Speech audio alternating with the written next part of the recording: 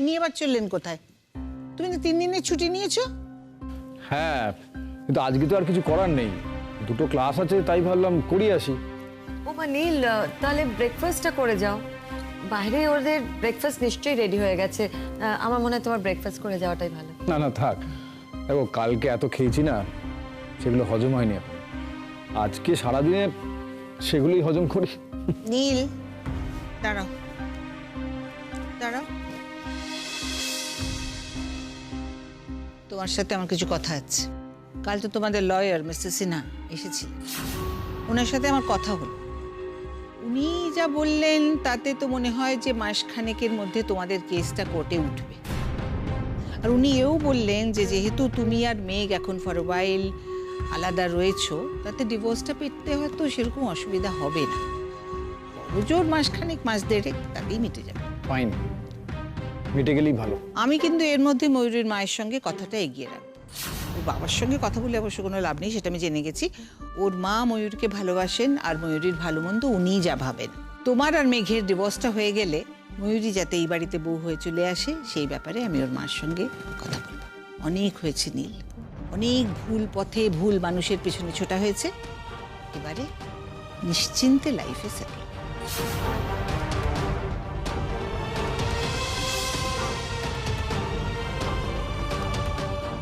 এইটা আমি করব, ময়ূরীকে আনবো আমি এই বাড়িতে। নীলের জীবন থেকে মেঘের চিহ্ন আমি একেবারে মুছে দেব, তবে আমার শান্তি।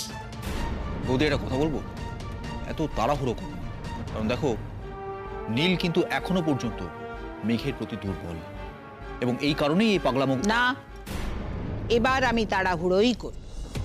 গিনির বিয়ে নিয়েও তোমার দাদা কিন্তু এক কথা বলেছিল, তাড়াহুড়ো করো না। আমি কিন্তু শুনিনি। রূপের মতন একটা ছেলে, জেম অফ আ বয়, তাড়াহুড়ো না করলে সে হয়তো গিনির জীবন থেকে চলেই যেত। নীলের জীবন থেকে ময়ূরী চলে গিয়েও ফিরে এসেছে, তো আমি ওকে আর যেতে দেব না। গিনি আজ সুখী হয়েছে, নীলের ব্যাপারেও আমি আমার মতেই এগোবো।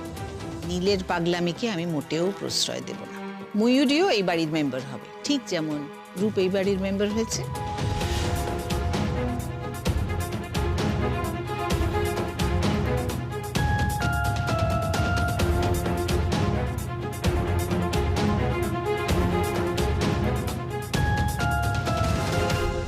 শালিনী, এইভাবে ধরেছো কেন? ঘুরিয়ে ধরো। মানে এইভাবে? হ্যাঁ হ্যাঁ হ্যাঁ, শক্ত করে ধরো। হ্যাঁ, প্রথমে কপালে ঠেকাও, তারপর বুকে, তারপর হাঁটুর কাছে ঠেকাও। আরে দূর, আমি এসব নিয়মকানুন জানি নাকি? আর কেন যে এসব নিয়মকানুন এখনো মানুষ মানে আমি বুঝতে পারি না। নিয়মগুলো তো খারাপ কিছু না। একজন মানুষ এই বাড়িতে সংসার করতে আসছে, তাকে বরণ করে নাও। এর মধ্যে তো না মানার কিছু নেই, সুন্দর নিয়ম। ওকে আমাদের বাড়ির একজন করে নেওয়া হচ্ছে।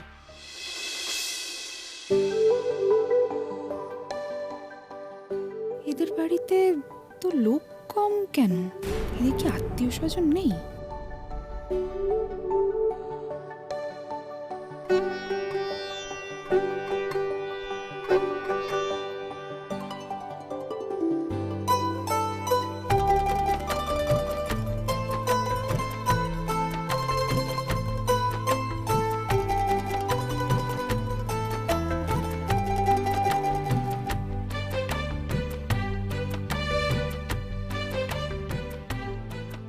গিনি, প্রথমে এটার মধ্যে দাঁড়াও, তারপর এটার উপর দিয়ে হেঁটে একদম বাড়ির ভেতর ঢুকে যাও।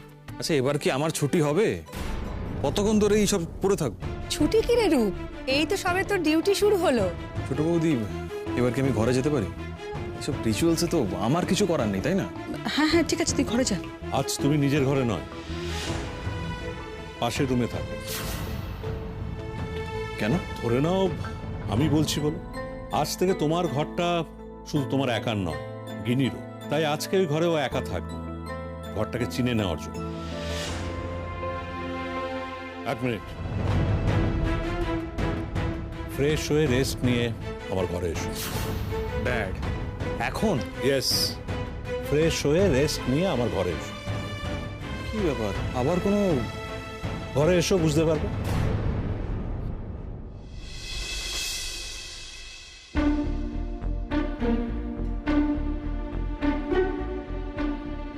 কি হলো এখনো তুমি দাঁড়িয়ে রইলে কেন? এসো, পা দাও, এসো এসো। বাপাটা আগে দাও। হ্যাঁ, বাপাটা দাও।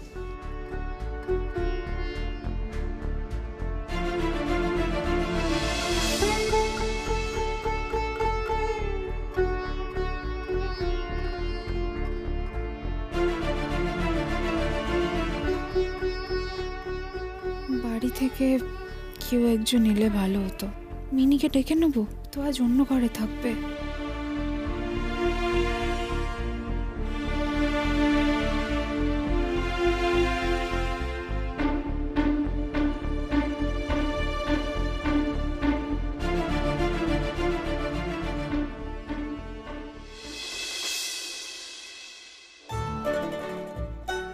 ঠিক আছে। আরে বাবা, বলছি তো ঠিক আছে, এত ভাবার দরকার নেই। পরে দেখা হচ্ছে। ঠিক আছে। জিষ্ণু মনে হচ্ছে তোমাকে নিয়ে খুব বেশি ভাবছে।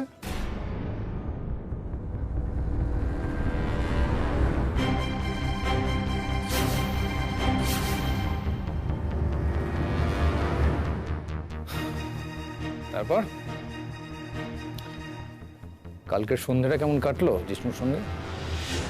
এনজয়েড? দারুণ ভাবে। ইনফ্যাক্ট জিষ্ণুর সঙ্গে না প্রতিটা মুহূর্তই দারুণ এনজয়। গ্রেট। তার মানে এরকম সুন্দর সন্ধে অনেক কাটানো হচ্ছে। প্রশ্নটা নিশ্চয়ই জবাবের প্রত্যাশায় করা হয়নি। কেন মেঘরা, এই কথাটার জবাব দেওয়ার সৎ সাহস নেই তোমার? কি তাই তো? নীল, এই যে তুমি এই কথাগুলো আমাকে বলো, তোমার কখনো মনে হয় না যে ঘুরিয়ে ঠিক একই কথা আমি তোমাকেও বলতে পারি? তখন তোমার সৎ সাহস থাকবে তো সেই প্রশ্নের উত্তর দেওয়ার? কি জবাব চাইবে তুমি আমার কাছে? বলো, কি জবাব চাইবে? ময়ূরীর কথা বলবে তাই তো? কেন বলা যায় না? মেঘ, মনে রেখো এই সব কিছু শুরু কিন্তু তুমি করেছো। কখনো রূপ, কখনো জিষ্ণু, একটার পর একটা সম্পর্ক তোমার হয়েছে, আমার না। রূপের সঙ্গে নতুন করে তুমি সম্পর্ক করতে চেয়েছো আমাদের বিয়ের পর। ময়ূরী আমাকে সবটা বলেছে, তুমি ওর সম্পর্কে যে কতটা ডেসপারেট ছিলে। আর তারপর যেই তুমি গিনির সঙ্গে ওকে দেখেছিলে, তুমি ক্ষেপে উঠেছিলে। নিজের পুরনো ডিজায়ারগুলোকে। নীল, নীল, তুমি ভেবো না ইউনিভার্সিটিতে দাঁড়িয়ে তুমি আমাকে নোংরা নোংরা কথা বলবে আর আমি কোনো স্টেপ নেব? কি স্টেপ নেবে তুমি? তোমার এই দুপি ম্যাডামের কাছে গিয়ে আমার নামে কমপ্লেন করবে তাই তো? নীল, দরকার হলে না আমি ভিসির কাছে যাব। ও, ভয় দেখাচ্ছ? না, শুধু সাবধান করছি। আর ঠিক এই কথাগুলো বলার জায়গা না এটা নয়। এটা একটা এডুকেশনাল ইনস্টিটিউট, আর একজন টিচার হিসেবে তোমার এই জায়গাটার সম্মান করা উচিত। শাট আপ মেঘ, জাস্ট শাট আপ। তোমার মুখে না এই বড় বড় কথাগুলো মানায় না। তুমি না আমাকে শেখাতে এসো না টিচার হয়ে আমার কি করা উচিত আর কি করা উচিত নয়।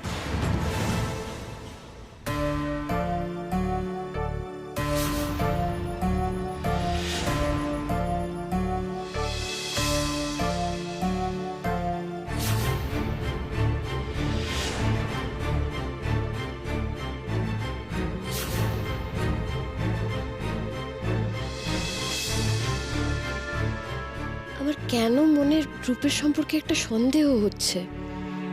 না, ও যা কাল করেছে সেটা ইনোসেন্ট মজা বলে মনে করতে পারছি না আমি। আমি কি মায়ের সঙ্গে একবার কথা বলবো? না না, মা আমার কথা উড়িয়ে দেবে। তাহলে কি ঠাম্মিকে বলবো? ঠাম্মিকে কি বলবো আমি? ঠাম্মি তো প্রথম থেকেই বিয়েটার আগেনস্টে ছিল।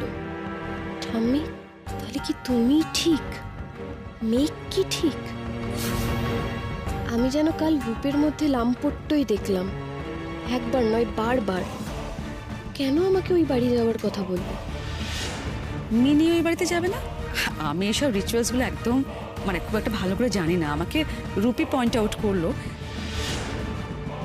না, আমি ভুল ভাবছি, সব ভুল।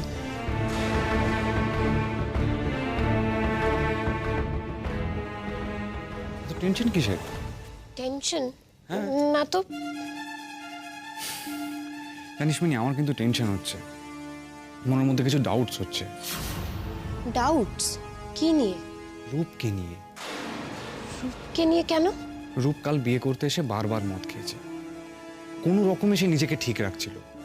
তবু আমি এগুলোকে এতটাও বাজেভাবে দেখছি না। কিন্তু মাঝে মধ্যে যেসব কথাগুলো ওর মুখ ফসকে বেরিয়ে গেছে হয়তো নেশার কারণেই বেরিয়েছে। তো সেগুলো যদি ওর চরিত্রের আসল চেহারা হয় তাহলে তাহলে তাহলে বলতে হবে গিনির সঙ্গে সঙ্গে আমরাও একটা বড় ভুল করে ফেলেছি। আর বৌদির সম্পর্কে যে কথাটা বললো আর যেভাবে বললো, ছি। না না ছোটদা, দেখ আমাদের ভুল হচ্ছে। রূপ তো ভালো ছেলে, হয়তো হয়তো মদ খেয়ে নিজেকে সামলাতে পারছিল না মাঝে মাঝে, কিন্তু দেখ আমার মনে হয় আমরা ওভার রিঅ্যাক্ট করছি। তোর সঙ্গে রূপের কি হয়েছিল? আমার সঙ্গে কি হবে? কিছু হয়নি তো। বাজে কথা বলিস না মিনি, আমার চোখকে তুই ফাঁকি দিতে পারবি না। রূপের যেখানে বসেছিল সেখানে কিছু তো একটা হয়েছে। তোকে আমি ওখান থেকে হনন করে চলে যেতে দেখেছি। তোকে দেখে মনে হচ্ছিল তুই ভয়ানক ডিস্টার্ব। কি হয়েছে বল? কিছু হয়নি ছোটদার, কিচ্ছু খারাপ হবে না।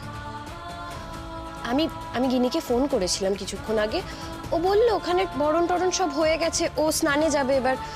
আর আমি জিজ্ঞেস করেছি যে রূপের বিহেভিয়ার ঠিক আছে কিনা, ও বলল ঠিক আছে। তুই রূপের বিহেভিয়ার কেন জিজ্ঞেস করতে গেলি? তুই নিশ্চয় কিছু সন্দেহ করছিস মিনি। উফ, তুই না গোয়েন্দা হয়ে যাচ্ছিস, এমনি জিজ্ঞেস করলাম। আমাদের এই একের অন্যের থেকে সবকিছু লুকিয়ে যাওয়াটা আমাদের ফ্যামিলিতে একটা বড় প্রবলেম ডেকে আনবে একদিন। আমার মনে হয় আমাদের সবার একসঙ্গে বসে ভেতরকার কথাগুলো শেয়ার করা দরকার। এই শোনো শোনো, তুমি রূপের সম্পর্কে হাজারটা মিথ্যে কথা বললে কেন? তুমি চাইছিলে তো যাতে গিনির সাথে রূপের বিয়েটা যদি না হয় তাহলে তুমি রূপের কাছে আবার ফিরে যাবে। নীল, ফিরে সেখানেই যাওয়া যায় যেখানে আগে কেউ ছিল। আর রূপের সম্পর্কে মিথ্যে, আমি যে মিথ্যে বলিনি সে প্রমাণ পাওয়ার তো সময় তোমাদের হয়েই গেছে। মানে আমার কথাগুলো যে কতটা সত্যি এবার গিনি সেটা নিজের লাইফে এক্সপিরিয়েন্স করবে। মুশকিল হলো এটাই যে এখন অনেকটা দেরি হয়ে গেছে। গিনি বিপদের রেখাটা পেরিয়ে ওদিকে চলে গেছে, ওকে আমি আটকে রাখতে পারি। এবার রূপের আসল চেহারাটা বোঝা আর ফেস করার দুটোরই সময় চলে এসেছে। একটা কমপ্লিট উইমেনাইজার, একটা দুশ্চরিত্র ছেলের বউ হওয়া যে ঠিক কি,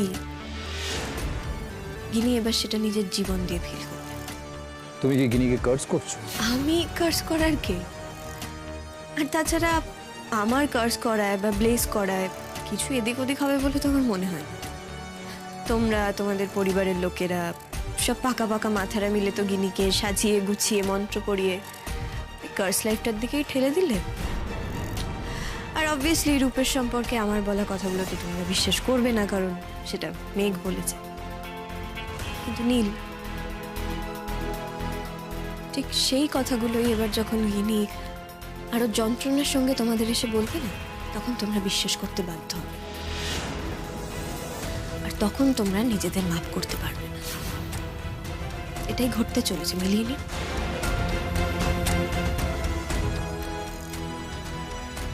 ও আর হ্যাঁ,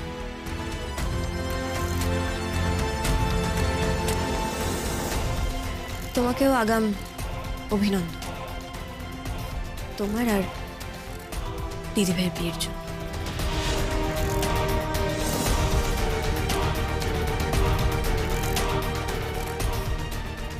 এতটা জোরের সঙ্গে এই কথাগুলো মেয়ে কি করে বলে গেল? তবে কি না না, রূপ এরকম ছেলে না, হতে পারে না। এটা ময়ূরী যা বলেছে সেটাই ঠিক, সেটাই। কেন রূপ কোথায়? ওকে তো অনেকক্ষণ আমি আসতে বলেছি। আসছে ডেকেছি তো, চলে আসছে। কালকে থেকে ওর ওপর কি ঝড় যাচ্ছে বলো। একটু টায়ার্ড হয়ে গিয়েছিল, ঘুমিয়ে পড়েছে বেচারা। আর তোমার ওকে এখনই বা কি এত দরকার আমি বুঝতে পারি না। সকলের সামনে তুমি ওকে কি করে অর্ডার করলে বলো আসার জন্য? কেন করলে? দেখো দরকার আছে তাই ওকে আসতে বলেছি। ড্যাড ড্যাড বলো, কি বলবে বলো। তুমি আবার সকালবেলা ড্রিঙ্ক করেছো? অন ড্যাড, আর ড্রিঙ্ক করা নিয়ে তোমার এই পিটপিটানি বন্ধ করবে? ছাড়ো না। আর এটাকে ড্রিঙ্ক করা বলে না। আমি মাতাল নই, রিল্যাক্স হওয়ার জন্য করেছি, টায়ার্ড লাগছিল তাই। ও, তোমাকে রিল্যাক্স করার জন্য আবার ড্রিঙ্ক করতে হয়? তুমি কি শুরু করলে বলো তো ছেলেটার সঙ্গে? ওর পার্সোনাল স্পেসে তুমি তো ঢোকো না কখনো, কেন করছো? দেখো শালিনী, আমাকে তো দেখতে হবে। আমার এত বড় বিজনেস, এতগুলো মানুষের ভবিষ্যৎ আমি কার হাতে দিচ্ছি, কার হাতে দেবো, সেটা তো আমায় দেখতে হবে নাকি? আমি তো একটা দায়িত্ব জ্ঞানহীন মানুষের হাতে সবকিছু তুলে দিতে পারি না। ড্যাড, হঠাৎ তোমার আমাকে দায়িত্ব জ্ঞানহীন কেন মনে হয়? কি এমন করে ফেলেছি আমি? দেখো, আমি তো আজ পর্যন্ত তোমায় কোনো দায়িত্ব নিতে দেখিনি। এনিওয়ে, আমি একটা ডিসিশন নিয়েছি, আর সেটা আমি পরিবারের সকলের সামনে বলতে চাই। তুমি গিয়ে গিনিকে ডেকে নিয়ে এসো। গিনি? না না, আচ্ছা তোমার কি মাথা খারাপ হয়েছে? গিনি এখন কি করে আসবে? ওই ওরা বললো আজকে ওদের তো কাল রাত্রি, ওরা দুজনে কেউ কারোর মুখ দেখবে না আজকে, নিয়ম। দেখো শালিনী, তুমি যে এইসব নিয়ম কত ভালো করে মানো সেটা আমি সব জানি। তুমি যদি নিয়মটা মানতে, তাহলে তুমি ছেলের বিয়ে দেখতে যেতে না। যাকে তুমি গেছো সে ব্যাপারে আমার কিছু বলার নেই। ওকে ডাকো। গিনি এখন থেকে এই পরিবারের একজন সদস্য, আর আমি যা ঠিক করেছি তাতে ওর সাহায্য আমার খুব দরকার। এত বাড়াবাড়ি করছো না তুমি। দেখো, তুমি বলেছো বলেই কিন্তু ও গিনিকে বিয়েটা করেছে। বিয়েটা করেছে তো, তারপরেও এত কিছু। দেখো, বিয়েটাও কেন করেছে সেটা নিজেও জানে, আমিও জানি। যেটা বলছি সেটা করো। রূপ, যাও গিনিকে ডাকো।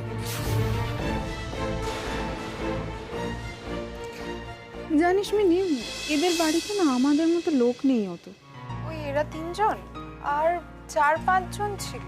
তারাও বোধহয় এখন বাড়ি চলে গেছে, আবার কালকে আসবে। তার মানে বিয়ে বাড়িতে এখন কেউ নেই? মনে তো হয় না। তুই এলে জানিস তো তোর কোনো অসুবিধা হতো না। তুই আসবি, চলে আয় না। না রে, আমার এখানে ওই তত্ত্ব বানানোর আছে না, আমি বলেছি করব। তুই কিরকম কাট হয়ে কথা বলছিস কেন বলতো? কোথায়? না তো। এই গিনি, রূপ ঠিক আছে? আশ্চর্য, রূপ বেঠিক থাকবে কেন? রূপ এ ঘরে নেই, অন্য ঘরে আছে। আজকে কি সব মুখ দেখতে হয় না, এরম ব্যাপার আছে না? বোধহয় আসবেও না আজকে ঘরে। তার মানে তোর সঙ্গে ওর আজ কোনো কথা হয়নি? না। আচ্ছা, আদারওয়াইজ রূপ তোর সঙ্গে ভালো বিহেভ করে তো? এই 1 মিনিট কি হয়েছে বলতো?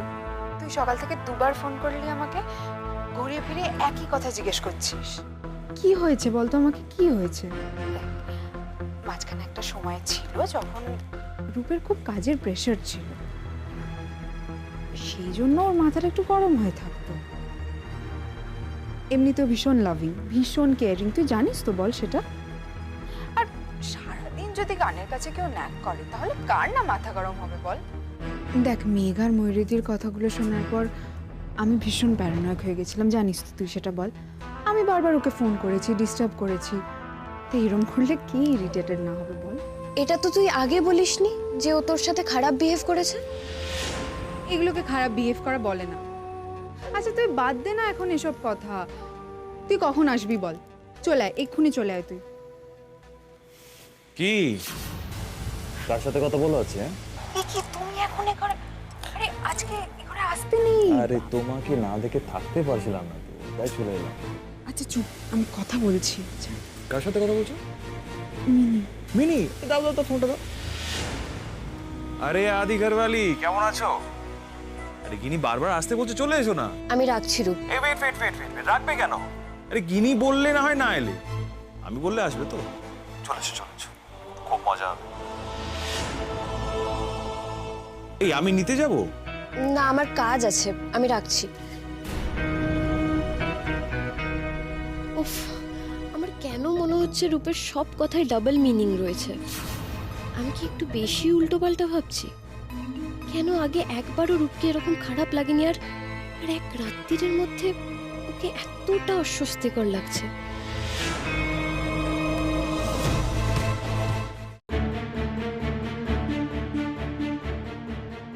অতটা শিওরে মেঘ কেন বলছে বারবার রূপের সম্পর্কে? আমরা কি রূপকে নিয়ে সত্যি কোনো ভুল করলাম? মেঘ ওকে খারাপ বলেছে বলি কি আমরা ওকে আরো বেশি করে অ্যাকসেপ্ট করলাম, কোনো খোঁজ খবর না নিয়ে? না না, তা কেন? ময়ূরী তো বলেছে রূপের সম্পর্কে। আচ্ছা, ময়ূরী কি অতটা বিশ্বাসযোগ্য? এর আগে তো এমন অনেক কিছু ঘটিয়েছে যা রীতিমতো অন্যায়। মেঘকে বিপদে তো ও বারবার ফেলেছে। মেঘের সম্পর্কে ও যা যা বলেছে তার সবকে আমি বিশ্বাস করেছি, বিশ্বাস করি। কি ব্যাপার, তুমি এখানে এখন? আমাকে দেখে একদম খুশি হওনি তুমি? না না, তা না, কিন্তু হঠাৎ করে তুমি এখানে চলে এসছো, কোনো রকম ফোন করলে না, জানালে না আমাকে। আসতে নেই বুঝি? ঠিক আছে, আমি চলে যাব। দাঁড়াও দাঁড়াও, বলো কি বলবে? দেখো আমার একটু তাড়া আছে। আচ্ছা, তুমি মাঝে মাঝে এরকম রুডলি বিহেভ করো কেন বলো তো আমার সঙ্গে? কি চাও তুমি? আমি এখান থেকে চলে যাই এটাই চাও তো? অদ্ভুত ব্যাপার, তোমার সঙ্গে একটু দেখা করতে ইচ্ছে হলো বলে চলে এলাম। ময়ূরী, এটা তোমার কাজের জায়গা, একটা ইউনিভার্সিটি, এটা তোমার আমার দেখা করার জায়গা তো হতে পারে না। ময়ূরী, এখানে তো আমি পড়াতে আসি, এখানে চারপাশে আমার ছাত্রছাত্রীরা আছে। শোনো, এই জায়গাতেই তুমি আমাকে আগে অনেকবার ডেকেছো, আসতে বলেছো, এই কয়েকদিন আগেও বলেছো। আই এম সরি, আমি বুঝতে পারিনি একদিন তোমাকে না বলে আসলে তুমি এতটা ইরিটেটেড হয়ে যাবে। Really sorry. আসলে কাল থেকে আমার মাথার মধ্যে একটা কথা ঘুরছে, ইম্পর্টেন্ট কথা। আচ্ছা, কি এমন দরকারি কথা যে এক্ষুনি বলতে হবে তোমাকে? আই এম রিয়েলি সরি নীল, আমি চলেই যাচ্ছি। গাড়িতে বসো, আমরা কোথাও গিয়ে কথা বলছি। না, দরকার নেই, আমি আর তোমাকে বিরক্ত করতে চাই না। আমি সরি বলছি তো। ময়ূরী প্লিজ, ডোন্ট বি সিলি, গাড়িতে এসো।